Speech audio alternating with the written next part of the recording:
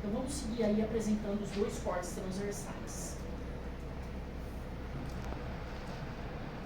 Morfologicamente, na histologia, não há diferença nas três regiões do intestino grosso. Então, quando a gente olha aí o córtex transversal, eu não sei de que região que a gente está olhando. Isso vale também para os animais. Né? Então, que região é aquela que a gente vai ver? Não sei. Né? Então, tem regiões aí macroscopicamente, anatomicamente diferentes, e a gente vai ver uma região do córtex transversal de cólon, que eu não sei de qual região é, e do apêndice, basicamente. Tá, vamos seguir. Essa imagem vocês já viram. Eu estou saindo agora do intestino delgado, a última região que é o íleo, e estou indo para o intestino grosso. De novo, abruptamente, tem uma mudança aí na membrana mucosa, basicamente, e é o restante da parede é praticamente igual. Então, não muda a serosa, não muda a muscular, eu estou vindo de fora para dentro. Não muda a submucosa no sentido de ter coisas nela. O que pode ter no apêndice, né? Se a gente estiver pensando nele, é a malte que vai invadir a lâmina própria, mas ele é uma região separada do colo, né? Que a gente está falando. E, logicamente, o epitélio que acompanha a lâmina própria vai mudar, né? Então, nessa região, tanto apêndice quanto cólon, não vamos ter mais vilosidades intestinais. Isso está totalmente relacionado com a função que esse órgão exerce. Se a maior função é a absorção de água, né, ele não tem que ter dispositivo para aumentar a superfície de absorção. Tudo bem? Então ele não vai ter borda estriada, ele não vai ter vilosidade, pregas permanentes tem, que é característico dele, e basicamente o tamanho menor que o outro, que a gente está falando dos 4 dispositivos. Né? A única coisa que permanece aí são as pregas, e ele vai ter muito mais permanente do que o delgado. Tá. Vamos olhar aqui uma reta nesse esquema que o autor está mostrando. Que da mesma maneira que o estômago, o intestino só tem invaginação para a lâmina própria. Tudo bem? E essas glândulas que continuam sendo intestinais as mesmas, vão ter como diferença da intestinal do delgado a quantidade de célula caliciforme, é muito maior ali no grosso, célula-tronco permanece, enterócito vai ter menor quantidade, obviamente, porque se a célula caliciforme predomina, né, em relação ao delgado, eu vou ter menos enterócito no grosso, tudo bem? A água que vai ser absorvida aí é a aquaporina, é a membrana que passa, não precisa da célula absortiva em grande quantidade, né? E a gente tem a ácide também, então 3 tipos, né, vamos lá, enterócito em pequena quantidade, muita célula caliciforme, a ácide e tronco, são os 4 tipos. Tudo bem até aqui? As glândulas são tubulares retas, iguaizinhas ao intestino delgado, né? E não tem célula de Purkinje. Ah, mas na região de transição íleo, começo do colo, eu ainda posso ter? Pode, né? Mas assim, basicamente todo o intestino grosso não tem quantidade de célula de Purkinje. Tanto é que os autores falam, exclusivas de delgado, né? Pensando que na transição ela pode ainda um pouquinho aparecer. Tá. Então nós temos aí a mucosa nesse esquema representando aí, comparando como que é agora o intestino grosso, e a mesma coisa que o autor tentou mostrar no esquema ao lado, que entre uma vilosidade e outra do delgado sempre vai ter uma glândula, e essas glândulas são muito semelhantes às glândulas intestinais do grosso, no sentido de serem tubulares retas, né? Só que quando eu olho o grosso, eu sei que essa glândula pertence a ele pela riqueza de célula caliciforme, uma grande quantidade dessas células. Né? Tá, vamos seguir aí. O que mais? As pregas são permanentes. Mucosa não tem vilosidade, sempre glândula na lâmina própria. Muita célula caliciforme e praticamente nada de farinha. Quando eu falo praticamente nada, ainda na transição pode existir, mas a gente considera zero, né, em relação aí ao delgado que sempre tem. Né? Nós estamos vendo aí vários cortes histológicos de glândulas intestinais. Essa região aqui, né, de glândulas intestinais está corada pelo PAS hematoxilina, e aí cora a célula caliciforme, a porção apical dela, mas se a gente olhar em HE, que é a lâmina que vocês têm, ela não está corada. Então essa cromofobia aí é porque a porção apical de glicoproteína não se forma em HE, que vocês já sabem. Né?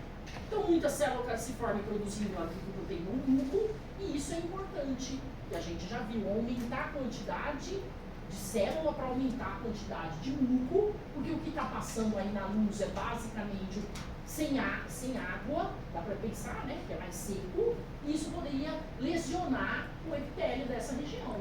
Então, se a superfície é deslizante, isso facilita aí a passagem das fezes. Tudo bem? Tá. Os enterócitos estão aí, mas eles estão absorvendo a água que passa por aquaporina e alguns eletrólitos. Não é a grande absorção que existe lá no intestino delgado. As células Apode, que fazem a mesma função que a gente sabe do plexo meentérico, vivem para a funcionalidade da mucosa, que a gente já falou, e não tem célula de parênquima, né? Tá. Vamos olhar a muscular externa. A interna, que é helicoidal de passo curto, ela é uniforme, mas a externa vai ter ou apresentar 3 bandas, que são denominadas de tênias. Então, morfologicamente, quando a gente olha a tênia, ela pertence à muscular externa, tudo bem? Que é helicoidal de passo longo. Na lâmina de vocês, se tiver a tênia é muito pouco desenvolvida, né? Mas essas 2 estruturas aí, na verdade 3 estruturas, uma delas circundada, é a região da tênia. Tá. Esse é o intestino grosso, pode falar. Professor, eu fiquei com uma dúvida, tipo, a muscular externa, ela é contínua e, tipo, forma essa projeção? Sim, ela é contínua, em 3 regiões ela se aumenta o seu diâmetro. Ah, entendi. Mas não tem descontinuidade. Bom, pronto.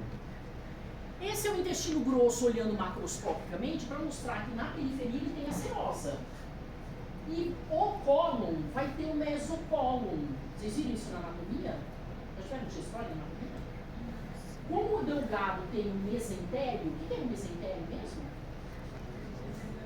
O peritônio parietal fazia uma projeção em direção ao órgão, vocês lembram disso? Para levar vasos e nervos, tudo bem? Que é o mesotério e o conjuntivo dele, porque ele é uma projeção. O cólon também tem, o mesocólon.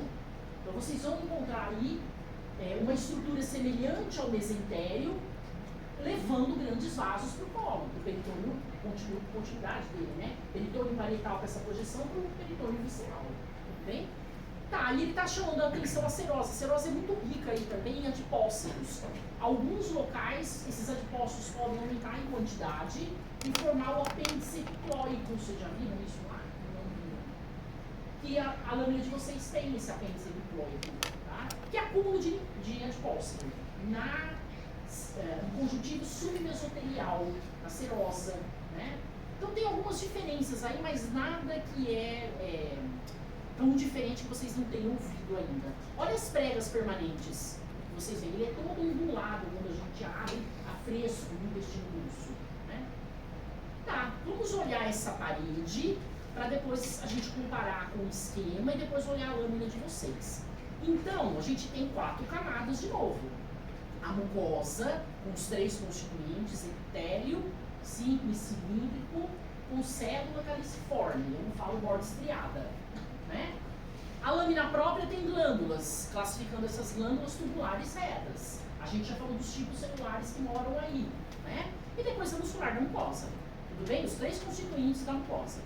Submucosa sem glândula, sem nada aí, que não seja conjuntivo, plexo submucoso, grandes vasos, nervo, não tem mais nada, não tem glândula, não tem malte. No cólon, pode ter uma ou outra, mas não tem um agregado que o apêndice vai ter, que a gente já viu, né? Em termos de glândula não tem nada. Depois tem a muscular a interna, a helicoidal de passo curto, a helicoidal de passo longo, que é sempre menorzinha que a interna, né? Em termos de diâmetro, e depois o conjuntivo submesoterial e o mesotério. Reparem que a abundância de adipócitos. Então, a gente pode encontrar isso que o esquema mostra no conjuntivo submesoterial, um agregado de adipócitos nessa serosa. E o que o esquema está mostrando? O 1 seria o epitélio em verde, aí com as glândulas intestinais, muscular da mucosa, e ele está mostrando aí uma malte, que pode ter tecido linfóide. Submucosa, que a gente tinha falado sem nada, né? A circular, a helicoidal de passo curto, a helicoidal de passo longo, que ela pode em algumas regiões se espessar e formar tênias, são 3 tênias, e aí o apêndice epiclóico que está aí sendo mostrado também no código histológico. Tudo bem? Tá. Olhe o apêndice epiclóico da lâmina que vocês vão ver, né? E o corte transversal, as tênias que podem apresentar aí, né? algumas regiões, ela não é tão desenvolvida, mas tem algumas regiões aí que dá pra gente ver um pedacinho dela. Né? Tá, vamos seguir e olhar o outro lado dele. Porque um lado tem esse apêndice. Eu não sei se todos os intestinos da caixa têm um apêndice. Né? Vamos olhar a parede. Basicamente, diferenciar essa parede do delgado. Tá. Eu fiz um retângulo aí para mostrar que eu não tenho evaginação, só invaginação. Pode ser que na submucosa dessa região a gente encontre uma malte, que é o caso, e as glândulas intestinais na lâmina própria. De novo, isso é uma glândula intestinal cortada longitudinalmente, bem didática, tubular reta. Mas esses são cortes transversais, que a gente não vê até o final, né? Então, tentem achar uma retinha, bonitinha, que vocês não tenham dúvida. Ok? Muscular da mucosa, então está aí fazendo parte da mucosa.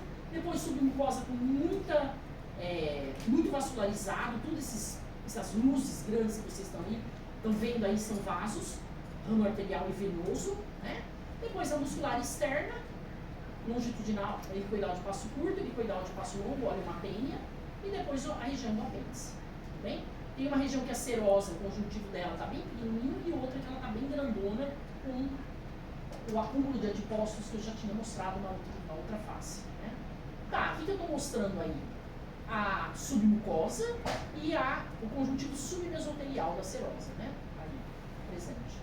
Tá, reparem nesse aumento, se a gente passasse uma linha reta, eu não vejo evaginação, porque são todos do mesmo tamanho, né? Dá para entender isso. Só a invaginação, que é característico do intestino grosso. Né? Tá, vamos ver aí o maior aumento. Glândulas, essa, por exemplo, é muito didática para mostrar que ela é tubular reta. Essa já não tem a continuidade, então pode confundir com essas também. Né? Então tentem encontrar essas bem didaticamente, aí se apresentaram nesse corte. Né?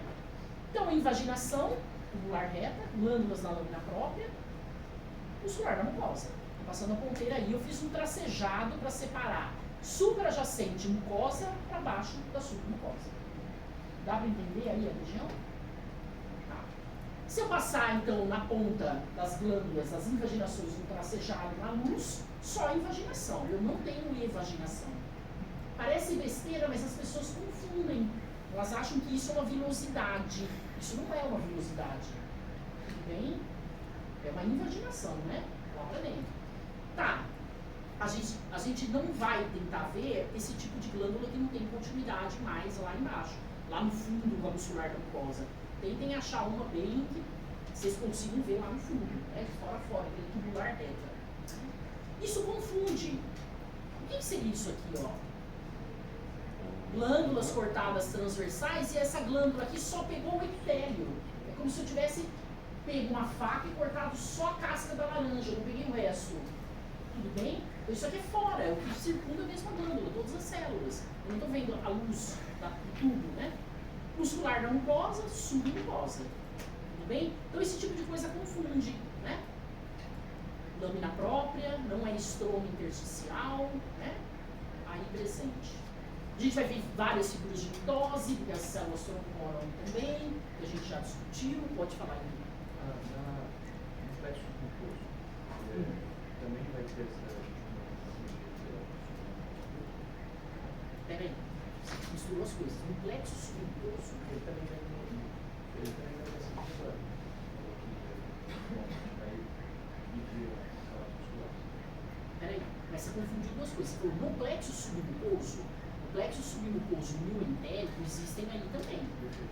Que é um conjunto de corpo de neurônio mais a glia. Isso é uma coisa. Agora, a helicoidal de passo curto e a helicoidal de passo longo é a muscular externa. Não vai ter essa função. Vai. Não. Que nesse plexo? Na camada muscular da mucosa. A muscular da mucosa, que é essa, ela faz parte da mucosa. Tá. O que tem a ver o plexo que você quer saber? É que vai subdividir as camadas. Não. Não. Plexo mioentérico, ele está entre as camadas musculares helicoidal de passo curto e passo longo. Mioentérico. Da muscular da mucosa não existe nenhum lugar plexo. Muscular da mucosa não tem plexo. plexo mora na camada muscular externa e mora na submucosa, abaixo dele, dessa aqui. Ah, tá. E aqui não tem plexo. Mas vai ter divisão. Eu vou chamar de A externa, sim. Ah, tá. Sim. Desde intestino delgado duodeno, essa musculatura é subdividida em epicoidal de passo curto e epicoidal de passo longo, até o final. E as tênias não funcionam. Não, a tênia muscular é uma expansão da muscular externa, da epicoidal de passo longo. Só uma expansão. Ok? Posso seguir? Pois não. Professor, aquele vaso irregular é uma veia? Vai para baixo? Esse? É. Provavelmente. Então, Ou um linfático, né? Parece que nem vai tem em muita dúvida. parede, né? é porque Eu ali em cima- iria para linfático. é Isso aqui porque é um ali em ramo cima- arterial. Então, aí não seria um associado? Por isso que eu devia. Pode ser que o associado dele está para cima. Tá. Não necessariamente o que está sempre ali perto dele tem que ser a veia associada a ele. Uhum. Eu falaria que isso aqui é um linfático. É, eu fiquei em dúvida disso, que eu perguntei. Posso seguir? Vamos lá. Tá, muscular da mucosa aí, descende. E aí, submucosa, os vasos, né? Tá, olha de novo aí. Será que isso é um vaso ou é um buraco no conjuntivo? A gente fica sem saber, né? De fato. Tudo submucosa. Isso aqui é muscular da mucosa, submucosa. Tudo bem? Com o ramo arterial e venoso aí presente. E aí circundando um plexo submucoso. Tudo bem, pessoal? Eu já acho que isso é um artefato. Esse grandão aí. Tá. Muscular da mucosa, submucosa e plexo submucoso. Vamos seguir. Aí entre as camadas musculares, a gente vai encontrar o plexo mientérico. Isso aqui é muscular externa. E se ela está cortada, a última camada, helicoidal de passo longo transversal, o corte é transversal, que a gente já sabe, né? E aqui viria os conjuntivos submesotelial, né, com o mesotélio. Serosa já estaria para cá. Né? O que são esses vasos? O que são essas estruturas dentro do músculo? Vaso, que corre em conjuntivo. Lembra que aí existe conjuntivo associado ao músculo liso, né? Tá, vamos lá, plexo mientérico. E olha aí o conjuntivo submesotelial. Tá bem? Mesotélio. Passeando aí na lâmina, pode ser que vocês encontrem o apêndice epicóico, como eu tinha mostrado, que nada mais é do que um acúmulo de adipócitos no conjuntivo submesotelial. Só isso. Ok? Vamos falar um pouquinho de algumas situações. Diverticulite. Porque eu quero que vocês diferenciem o que é um pólipo intestinal e o que é um divertículo. Tudo bem? Que a pessoa pode apresentar pólipo, a pessoa pode apresentar divertículo. O que é isso? Né? A diverticulite é um processo inflamatório desse divertículo. Mas o que vem a ser o divertículo? Reparem, o autor desenhou aqui uma projeção, uma evaginação da parede do intestino para fora. Tudo bem? O pólipo é uma evaginação para a luz do intestino. Dá para entender a diferença aí? E aí, a gente está vendo em um raio-x como que ele se apresenta macroscopicamente e microscopicamente esse pólipo. Essa é a região do pólipo, isso está errado, divertículo. Né? O esquema é mais fácil da gente entender. Nós temos aí a muscular externa, a tênia que ele está representando aí no esquema, e a muscular interna. Quando eu olho a região do divertículo, que é essa projeção da parede para fora, reparem que a muscular ela diminui o seu tamanho, ela fica uma bolsinha e muito frágil, porque essa musculatura ela é perdida nessa região. A parede fica fraca. A ponto, qual é o problema? Desse divertículo romper e cair fezes da cavidade abdominal. Então, quem tem divertículo é problema nesse sentido, de ter uma sepse, né, se isso aí estourar. Tudo bem?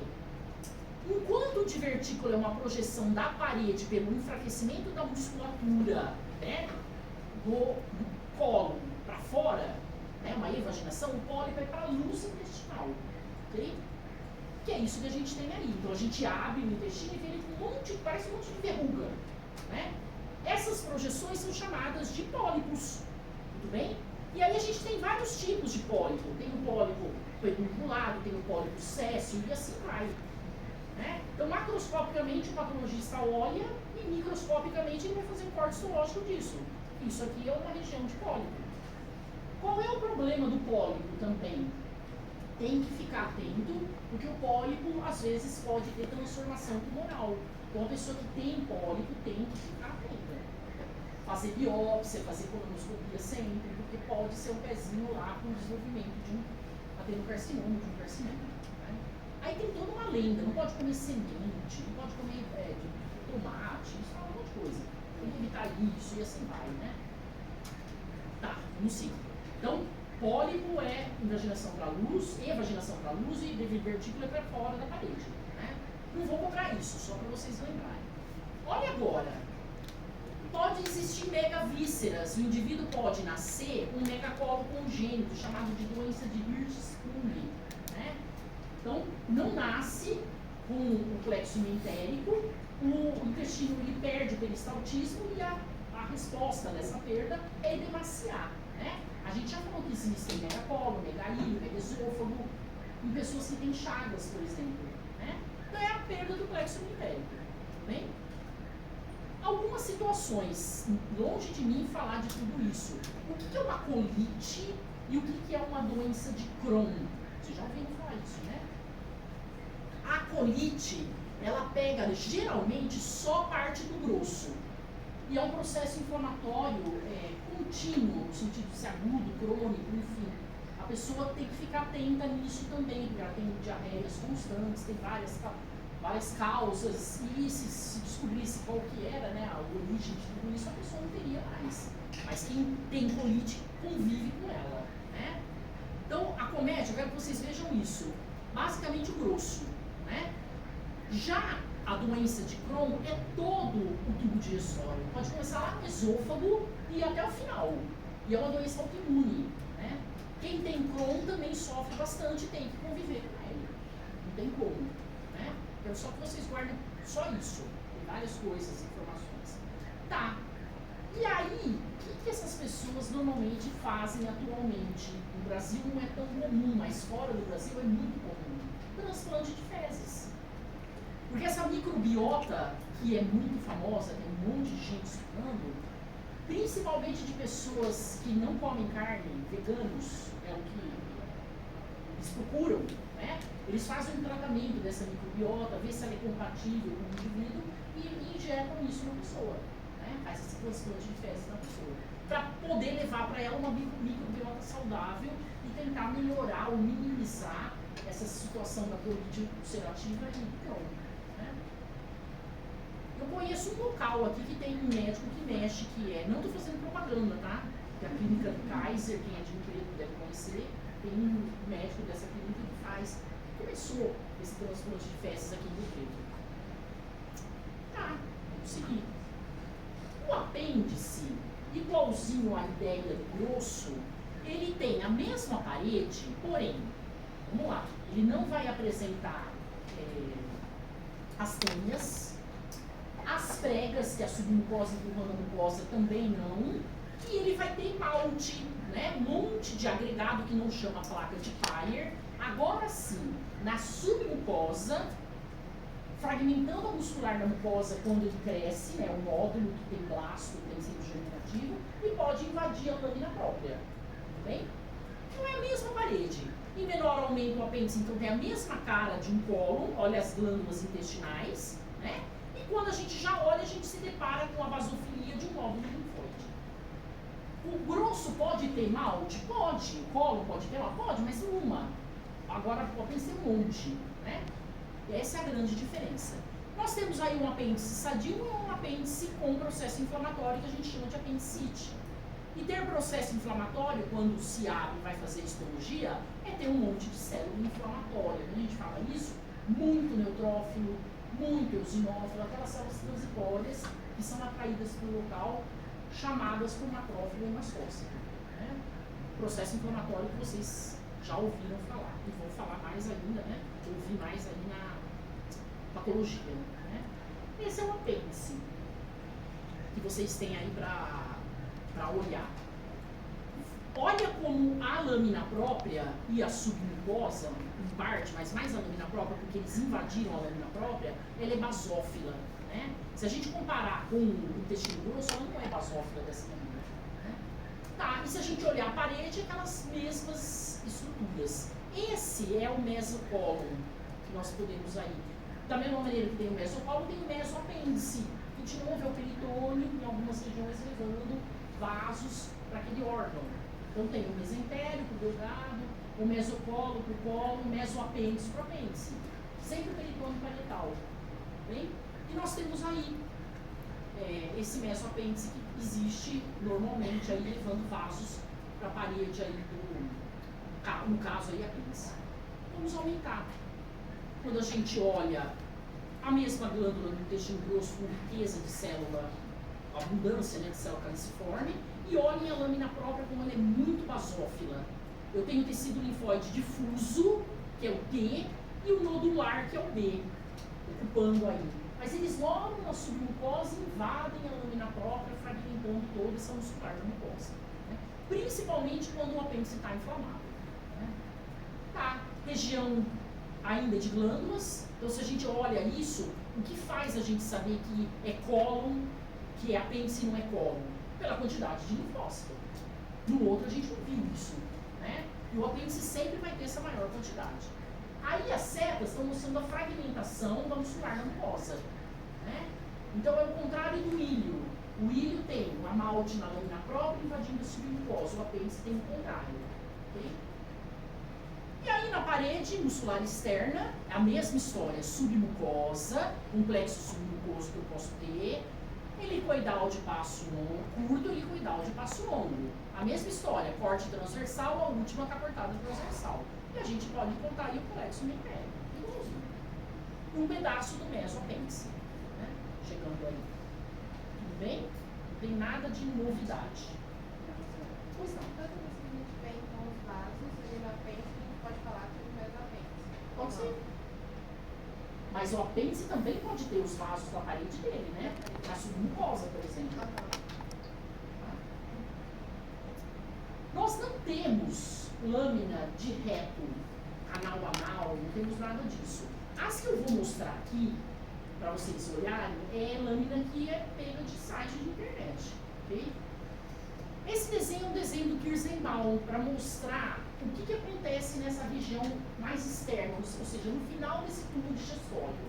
Então, primeiro a gente vai olhar para ele pensando nos esfincteres, o interno e o externo, porque existem dois esfincteres aí. Depois a gente vai olhar para o tecido epitelial, para a mudança abrupta de epitélio que vai acontecer nessa região.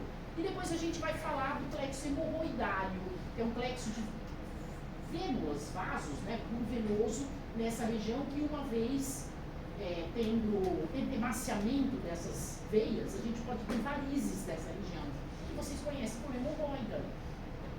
Então a gente vai falar um pouquinho disso, ok? Usando essa imagem. Então olha lá, o tubo muscular no final, ele vai ser chamado de reto, que vocês sabem, e ele vai se comunicar com o meio externo, né? Eliminando aí as fezes pelo processo da defecação. Nenhuma novidade. Eu estou vendo um epitélio aqui nessa região, que é o epitélio do intestino grosso. Simples, cilíndrico, com célula caliciforme. Glândulas da lâmina própria. Esse róseo aí é aquele mesmo epitélio. Tudo bem? Que a gente viu, né? Mas olha agora, ele vai ter uma região que ele vai sofrer estratificação, estratificado pavimatoso não queratinizado, nessa região das colunas anais, e depois com a pele estratificado pavimatoso queratinizado, né? Eu vou mostrar já o corte histológico. Nessa região final, que é o finalzinho aí do reto, já se abrindo aí para o meio externo, nós encontramos dois esfincteres no ser humano, né? O mais interno é músculo liso. Se é músculo liso, quem controla músculo liso? Parte autônoma. Lembram disso? Simpático e parasimpático, a contração dessa musculatura lisa. E o mais externo, controle voluntário, musculatura estriada esquelética. Tudo bem? Que é aquela história que vocês já viram. Aquele axônio cujo corpo mora lá na parte central e vai diretamente nas fibras musculares estriadas esqueléticas inervadas, né? Isso é muito bom pra gente, porque de certa maneira a gente consegue controlar por um tempo a não sair das fezes. A gente está morrendo de dor de barriga, enfim. Mas chega um momento que a gente não consegue mais ter esse controle, dependendo aí da situação. Né? Então são dois esfincteres que existem nessa região. Tá. Não está curado esse corte, mas para mostrar a posição deles, do interno e do externo, que seriam essas duas musculaturas. Esse final aí não tem tênia, que é uma continuidade do colo, lembra disso, né? O apêndice fica lá perto do ilho. Então continua tendo a tênia como espessamento? Lá no final não, aquela tênia desaparece, é o espessamento da helicoidal de passo longo. Então não tem, é contínuo, não tem espessamento nenhum, e é nessa região que a gente encontra um monte de patologias. O adenocarcinoma retal, o carcinoma retal e as hemorroidas, que são varizes, né? Ok? Não tem, não tem. Peraí, você está falando de apêndice ou está falando de canal? Não, não tem. Está perguntando se tem tênia no apêndice, também não tem. Tá, vamos falar agora do epitélio. Então eu vinha vindo com um epitélio simples, cilíndrico, com célula caliciforme, aquele que eu conheço, com as glândulas intestinais. Mas, de repente, aqui nas colunas anais, no finalzinho, ele se torna estratificado pavimentoso não queratinizado. E mais externamente, estratificado pavimentoso queratinizado, né? Na região aí mais externa em contato com a pele. Então, eu tenho 3 mudanças abruptas de tecido epitelial.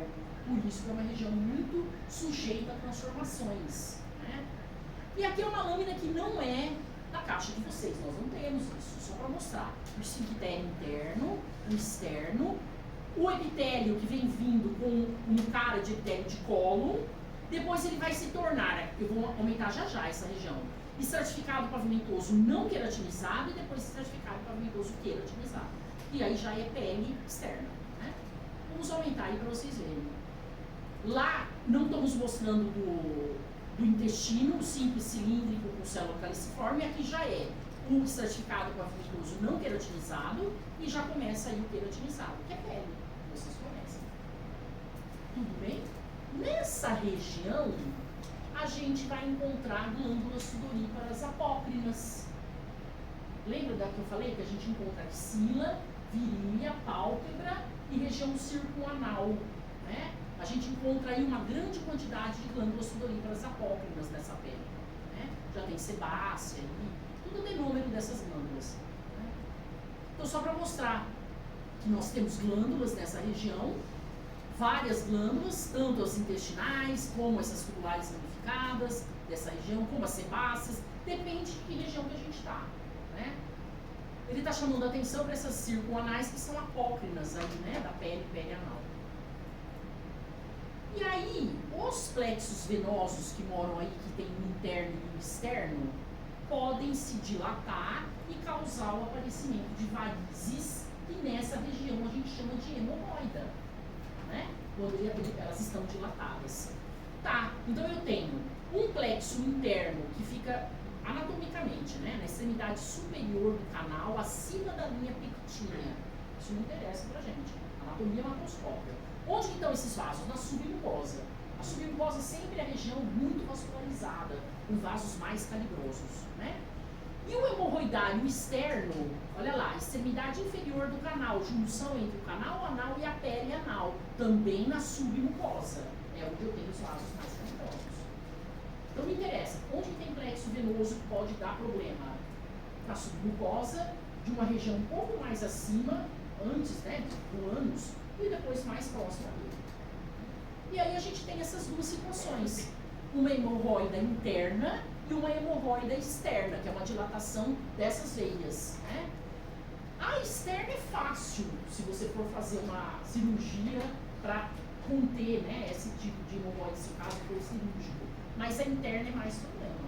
E aí a pessoa, quando vai fazer cirurgia, ela sofre mais, né? Quando faz esse tipo de retirada, enfim, né, dessas varizes e assim por diante. Tudo bem?